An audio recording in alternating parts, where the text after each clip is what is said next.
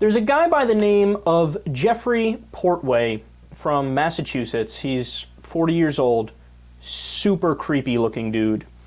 Listen to this CNN report about him and some other flat out unbelievable criminals. From outdoors, the small dingy house gave no hint of the potential horrors within. Downstairs, a homemade dungeon with soundproof walls, a cage with a small mattress, a metal table with restraint loops, and a homemade coffin painted blue inside with a set of speakers. How big is this coffin? An adult could not fit inside it. So child size? Child size. As a supervisor with Homeland Security investigations, John McKinnon thought he'd seen it all, until that dungeon and a locker filled with meat. We tested the meat. It was livestock. It was not human meat. But were you worried? We're very concerned. Concerned because his court documents now show the man who lived there, Geoffrey Portway, had nearly 20,000 images of child pornography and was online talking about sexually torturing, killing, and cannibalizing a child. Portway allegedly told one of his online chat conspirators, quote, "I have no minimum age. I would eat a newborn." Officials say child cannibalism is a subset of the larger world of child exploitation plaguing the internet. Is this just the tip of the iceberg? You've arrested 50 people now. It is the tip of the iceberg. Bruce Foucault heads the Boston team that uncovered an international child exploitation ring that ultimately led to Portway. He says pictures are getting more and more brutal as online demand for fresh faces and images has exploded. It's like trading baseball cards, only they're trading top-of-the-line child pornography production. One of those pictures was of a 2-year-old boy holding a stuffed bunny. Describe the look on that little boy's face that you saw. He's terrified. He looks like he's in agony. Federal agents blurred the child, but you can see his small fingers clutching the toy. Using clues from the original photo, forensic analysis, and basic detective work, the Boston HSI team tracked the child to the Netherlands. A lot of these suspects will try to mask their identity by blurring out things like wedding rings, fingertips, watches. Within hours, a daycare worker was arrested and charged with abusing nearly 90 children in his care. He was found guilty. A search of his computer led investigators to more pictures and more leads. To date, almost 170 children have been rescued in 11 countries as a result of the operation. A significant number, but still just a drop in the ocean. As for Portway, who pleaded guilty to various child pornography charges, his lawyer says child cannibalism was just a fantasy and that there's no evidence he ever harmed a child. But between the chats and the dungeon, prosecutors believe he was close to acting on his fantasy. Yeah, here's my conclusion. Evil exists.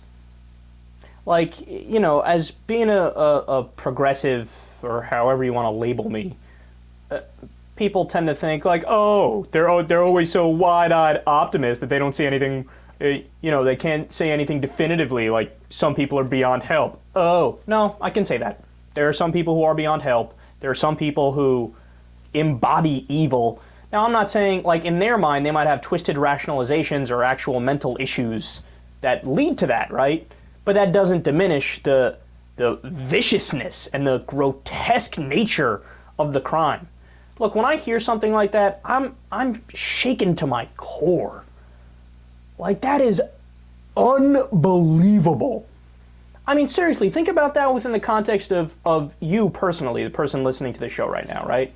Like, I know, and I'm just speaking from my perspective here, but every time I've been involved with a significant other, and you know, that there's some intimacy there and some romance and a sexual nature to the relationship, even when I know that that person is consenting and I know that it's about to go down, let's say, for lack of a better term, I still walk on eggshells and I try to make sure at every step of the way that everything's okay. Because I know it's their fundamental right that if somebody doesn't want to engage in a sexual act with you, that's it. All bets off, that's it. No means no, right? Well, there are human beings on this earth that, number one, want to engage in sexual acts with children. Already, that blows my mind.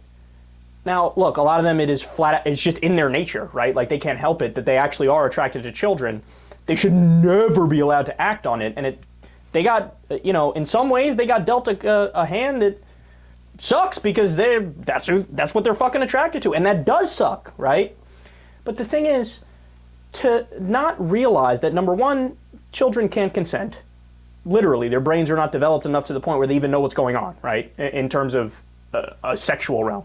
Number two, even if they know that the child can't consent, they don't care. They're like, I'm going to rape a child. And then number three, cannibalism?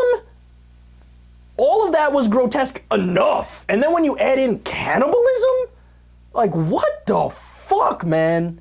Seriously, on behalf of all of America, on behalf of all sane, rational people all around the world, what the fuck?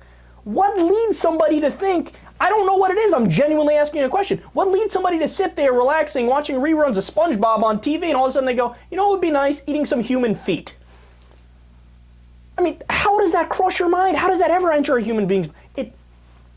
Look, it really, it scares me. It's an unimaginable crime. It's flat out evil. It shakes me to my core. Look, and honestly, sometimes liberals get mad at me when I talk about things like this. I originally made a video when the Human Rights Court in Europe ruled that life in prison without the possibility of parole, they said that's unconstitutional and it's too harsh, right? And I came out and I discussed that, and I said, I completely disagree. Because what they're saying is there is literally no crime that exists that can merit life in prison without the possibility of parole. They say people could still spend life in prison, but they need to revisit it every X amount of years to see if the person's improved or has been rehabilitated, right?